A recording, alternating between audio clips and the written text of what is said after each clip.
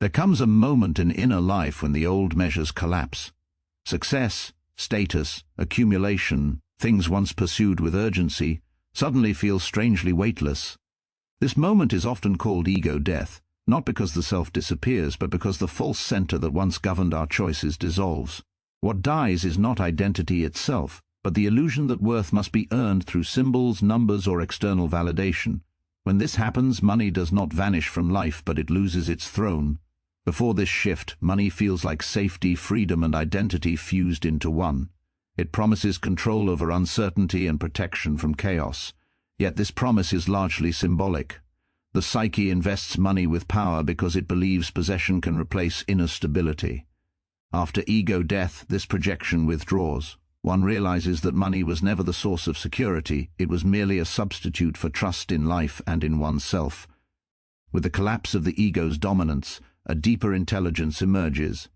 This intelligence understands that life cannot be fully controlled, only participated in.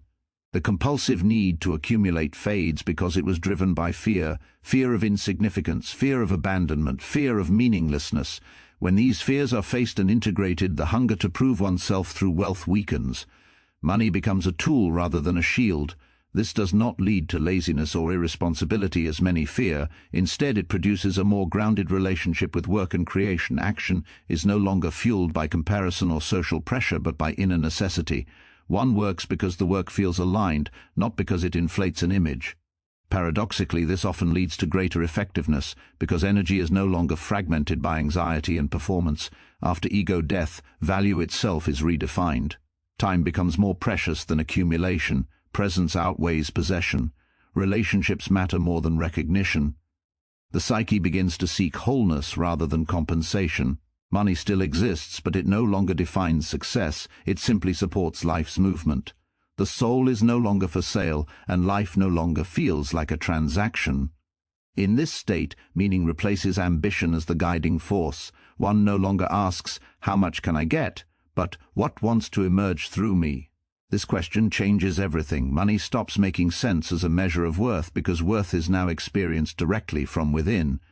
And once that inner value is known, no external currency can compete with it. Ego death dissolves the illusion that self-worth depends on money or status by dismantling the inner structure that once needed constant validation from the outside world. Before this dissolution, the ego operates like a fragile center, endlessly negotiating its value through comparison. Money, titles, recognition, and social position become symbols the psyche clings to in order to feel real, safe, and significant. These symbols are not desired for their practical use alone, but for what they seem to promise: proof of worth, protection from insignificance, and distance from the fear of being unseen. The ego believes that without these markers, it risks disappearance. When ego death occurs, this belief system collapses from within. It is not an intellectual realization but a psychological shift, often preceded by crisis, exhaustion, or profound disillusionment. The individual reaches a point where external achievements no longer compensate for inner emptiness. The psyche recognizes that no amount of accumulation can resolve the deeper question of being. At this moment, the illusion becomes visible. Self-worth was never created by money or status, it was merely projected onto them. What dissolves is the false equation between having and being. As this illusion fades, the nervous urgency around proving oneself relaxes. The constant inner dialogue that asks, "Am I enough?" loses its grip. Money may still be earned, status may still exist, but they no longer function as emotional lifelines. Their absence no longer threatens identity, and their presence no longer defines it. The psyche withdraws the immense emotional charge it once invested in these symbols, revealing how much energy was spent maintaining an image rather than inhabiting the self. This shift often brings discomfort before relief. Without the familiar scaffolding of external validation, one may feel exposed, empty, or directionless. Yet this emptiness is not a deficiency, it is a clearing. It creates space for a more stable sense of value to emerge, one that does not fluctuate with income, applause, or social rank. Worth begins to be experienced as intrinsic, not earned. It arises from simply being, from the fact of consciousness itself, rather than from performance. Relationships also transform under this new orientation. When self-worth is no longer tied to status, interactions lose their transactional quality. There is less need to impress, dominate, or submit. The individual listens more deeply and speaks more honestly because nothing essential is at stake. Respect is no longer demanded through symbols but offered through presence. This often leads to fewer but more authentic connections, free from the subtle competitions that once shaped social life. Over time, this inner reorientation produces a quieter confidence. It does not announce itself or seek recognition. It allows ambition to exist without desperation and success without self-betrayal. Money and status are seen for what they truly are, functional constructs, useful within their limits, but incapable of defining human value. Once this is known at a lived level, the psyche no longer confuses symbols with substance, and self-worth is reclaimed from the fragile structures that once held it hostage. Money loses its symbolic power when inner security is restored, because the psyche no longer needs to project its unmet needs onto external objects. Before this restoration, money carries meanings far beyond its practical function. It becomes a symbol of safety, control, freedom, and even love. The mind treats it as a psychological anchor, believing that possession can guard against uncertainty and loss. This belief does not arise from greed alone, but from an inner sense of fragility. When a person does not feel grounded within themselves, they search outward for something stable to hold on to, and money appears to offer that stability. Inner security begins to form when the individual confronts and integrates their deeper fears rather than escaping them. Fear of abandonment, fear of failure, fear of chaos, and fear of not mattering often drive the obsessive importance placed on money. As long as these fears remain unconscious, money retains its symbolic charge. It promises protection from anxiety, even though it never truly delivers. When these fears are faced directly, felt, understood, and accepted, the psyche no longer needs money to carry their weight. As inner security strengthens, the emotional relationship with money changes. Urgency gives way to discernment. The constant mental calculations, comparisons, and worries begin to soften. One no longer feels defined by financial success or threatened by financial fluctuation. Loss becomes less catastrophic and gain less intoxicating. Money returns to its rightful place as a neutral medium of exchange rather than a measure of personal value or existential safety. This shift often surprises the individual because nothing external may have changed. Income might remain the same, and circumstances may even be uncertain. Yet the internal experience is profoundly different. There is a growing trust in one's capacity to respond to life rather than control it. This trust forms the core of inner security. It is not the belief that everything will go perfectly, but the knowing that one can remain intact, even when it does not. With restored inner security, choices around money become more conscious. Spending, saving, and earning are guided less by anxiety and more by alignment. This subtle shift prevents both reckless detachment and compulsive accumulation. Balance replaces extremes because the psyche is no longer trying to compensate for an inner lack. Over time, money's symbolic power dissolves almost unnoticed. It no longer dominates thought or dictates self-perception. The individual may still engage fully with material responsibilities, but without emotional enslavement. Freedom arises not from having more, but from needing less for psychological survival. When inner security is restored, the psyche stops confusing external resources with inner stability, and money becomes what it always was meant to be: useful, limited, and unable to define the essence of a human being. Accumulation is often driven by unconscious fear rather than true need, even though it presents itself as ambition, prudence, or responsibility. On the surface, gathering resources appears rational and necessary for survival.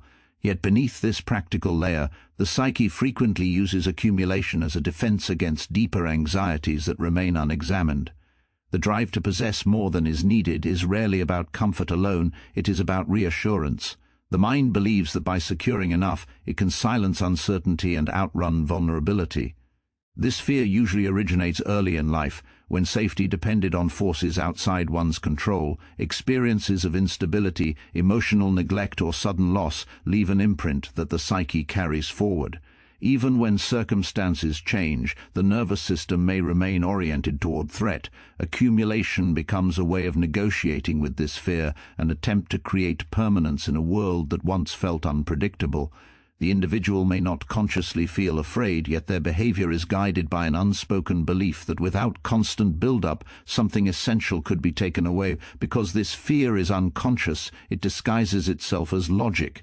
The person tells themselves they are being responsible, planning for the future, or striving for success. While these motivations can be healthy, they become distorted when driven by anxiety rather than necessity. There is never a sense of enough. Each milestone only briefly soothes the fear before it resurfaces, demanding more. The psyche becomes trapped in a cycle where accumulation temporarily calms anxiety, but ultimately reinforces it by confirming the belief that safety lies outside the self. True need, by contrast, is relatively simple and limited. It concerns nourishment, shelter, connection, and meaningful activity. Once these needs are met, the nervous system naturally relaxes. Fear-driven accumulation does the opposite. It keeps the individual in a constant state of vigilance, scanning for potential loss. Rest becomes difficult, and enjoyment is postponed until some imagined future threshold is reached. Life is treated as preparation rather than something to be lived. When unconscious fear is brought into awareness, the compulsion to accumulate begins to loosen. This does not mean rejecting material responsibility or denying practical realities. It means recognizing that no amount of possession can resolve an inner sense of insecurity. The psyche learns that safety is not the absence of risk, but the ability to face uncertainty without collapsing. As this insight deepens, accumulation loses its emotional urgency. This becomes clearer. The psyche begins to trust its capacity to adapt rather than hoard. Accumulation stops being a substitute for inner stability and becomes simply one aspect of life, guided by consciousness rather than compulsion. When fear is no longer unconscious, it no longer rules, and accumulation finally aligns with what is truly needed rather than what anxiety demands. After ego death, money becomes a tool rather than an identity or a shield, because the psyche no longer needs to defend a fragile sense of self. Before this inner shift, money often functions as psychological armor. It protects against feelings of inadequacy, invisibility, and fear. Possession becomes proof of existence, and financial success is used to signal value, competence, and superiority. In this state, money is not merely used, it is worn. It becomes part of the identity, something that must be guarded because losing it feels like losing oneself. Ego death dismantles this structure by exposing how much of the self was constructed around defense rather than truth. The individual encounters the emptiness beneath roles, titles, and achievements, and survives it.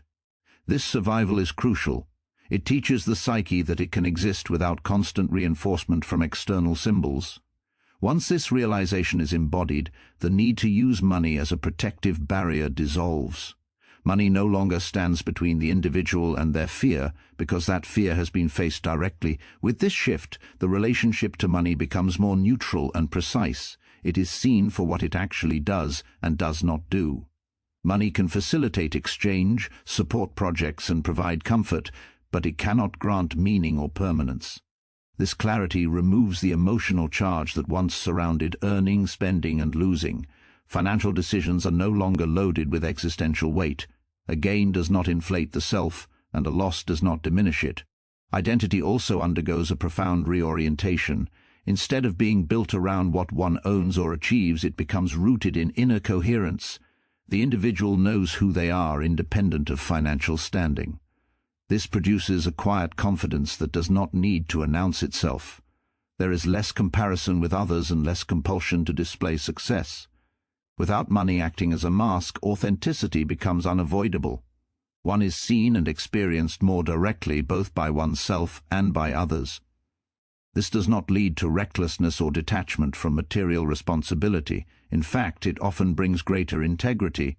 When money is no longer used to soothe insecurity, it can be managed with clarity. Work becomes an expression of skill and contribution rather than a means of self-defense. Earning aligns more naturally with values because choices are no longer distorted by fear or image management. Over time, money's role stabilizes into something functional and limited. It supports life rather than defines it. The individual can engage fully with the material world without being psychologically owned by it. Freedom arises not from rejecting money, but from no longer confusing it with identity. After ego death, the self is no longer hidden behind wealth or threatened by its absence. Money becomes what it always was meant to be, a tool in the hands of a person who no longer needs armor to exist. Work shifts from ego-driven ambition to meaningful inner alignment when the inner compulsion to prove oneself dissolves. Before this shift, work is often unconsciously used to secure identity. Achievement becomes evidence of worth, productivity becomes moral value, and exhaustion is worn as a badge of importance. The ego approaches work as a stage on which it must continuously perform to avoid feeling insignificant. Success is chased not because the work itself is fulfilling, but because it promises recognition, safety, and superiority. When this egoic structure weakens, the relationship with work undergoes a profound change. The individual no longer needs their occupation to answer the question of who they are. This releases work from an unbearable psychological burden. Tasks are no longer required to justify existence. As a result, there is less inner tension and less frantic striving. Work becomes something one does, not something one is. This separation creates space for a more honest engagement with effort, ability, and limitation. Meaningful inner alignment emerges when actions begin to reflect inner values rather than external expectations. The psyche becomes more attuned to what feels authentic and necessary. One starts to sense when work is draining because it contradicts inner truth, and when it energizes because it expresses it. This sensitivity was previously muted by the noise of ambition and comparison. Without the ego's constant demand for validation, intuition regains its guiding role. This shift does not eliminate discipline or effort, it refines them. Energy is no longer scattered across goals chosen for prestige or approval. Instead, it gathers around work that feels intrinsically worthwhile. Paradoxically, this often results in greater consistency and depth. When motivation arises from alignment rather than fear, perseverance becomes natural. One can sustain effort without burning out because the work is no longer experienced as self-betrayal. Failure and success also change their meaning. Failure loses its power to humiliate because it no longer threatens identity. It becomes information rather than condemnation. Success, likewise, loses its intoxicating quality. It is appreciated but not clung to. This emotional balance allows for clearer judgment and more creative risk-taking. The individual can adapt without panic and grow without self-attack. Over time, work becomes a form of dialogue between the inner and outer worlds. Skills are developed not to impress, but to serve something that feels meaningful. Contribution replaces competition as the underlying orientation. The individual experiences a sense of coherence, where effort, values, and inner life are no longer in conflict. In this state, work is no longer a battlefield for the ego, but a channel through which inner alignment finds expression in the world. True value is experienced inwardly, making external measures of worth obsolete when the individual no longer seeks confirmation of existence through comparison. External measures such as money, status, productivity, or admiration arise from collective agreements about value, but they were never designed to answer the deeper psychological question of meaning. When the psyche relies on these measures, self-worth becomes unstable, constantly rising and falling with circumstance. Approval elevates it, rejection diminishes it, and the individual remains dependent on forces beyond their control. As awareness turns inward, a different foundation of value begins to form. This inward experience is not an idea or belief, but a direct sense of being grounded in oneself. It often emerges after disillusionment, when external success fails to deliver the fulfillment it promised. The psyche discovers that something essential remains even when roles, achievements, and recognition fall away. This discovery is subtle but profound. It reveals that worth is not granted by achievement, but is inherent in conscious existence itself. Once this inner value is felt, the compulsion to measure oneself against others weakens. Comparison loses its emotional charge, because there is no longer a hierarchy that determines one's right to exist or feel whole. External metrics may still be acknowledged for practical purposes, but they no longer define identity. A promotion does not elevate the self, and a setback does not diminish it. The individual remains inwardly stable regardless of changing conditions. This inward grounding transforms how one moves through the world. Actions are chosen not to accumulate proof of worth, but to express inner truth. Creativity, care, and responsibility arise naturally, because they are no longer strategies for validation. There is less urgency and more presence. Life is no longer approached as a contest to be won, but as a process to be inhabited. This shift often brings a quiet sense of freedom, as the constant need to perform and justify dissolves. Relationships also deepen under this orientation. When self-worth is internally anchored, others are no longer used as mirrors to confirm value. Interaction becomes more genuine, less defensive, and less manipulative. One can appreciate others without envy and receive appreciation without dependence. Boundaries become clearer because worth is no longer negotiated through approval or rejection. Over time, external measures of worth lose their authority almost completely. They are seen as tools for organization rather than truths about the self. The individual can participate in society without being psychologically owned by its metrics. True value, once experienced inwardly, does not fluctuate with success or failure. It remains steady, quiet, and self-validating. From this place, life is lived not to be measured, but to be fully and consciously experienced. And so, when this inner shift is complete, life no longer demands constant proof. You stop asking the world to tell you who you are, because you have already encountered that answer within. The chase for symbols quiets, the fear of falling behind dissolves, and what remains is a grounded presence that does not need applause to exist. From this place you still participate in the world, still work, still earn, still create, but none of it is done to fill a void. It is done as an expression of wholeness. This is where true freedom begins, not in the rejection of the material world, but in no longer being defined by it. When value is lived inwardly, external measures lose their power to command your life.